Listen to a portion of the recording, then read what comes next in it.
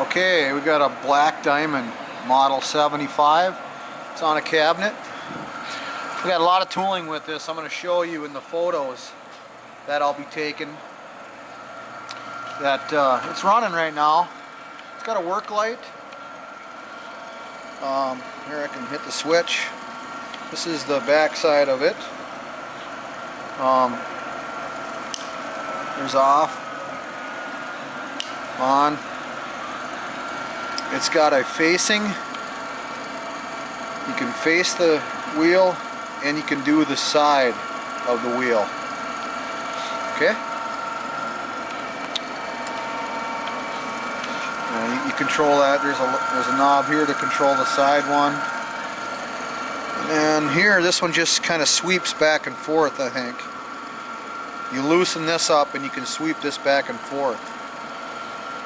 Okay? It's got a Bijur mister as well. That comes up here and goes around, and it's on a flex arm, if you will.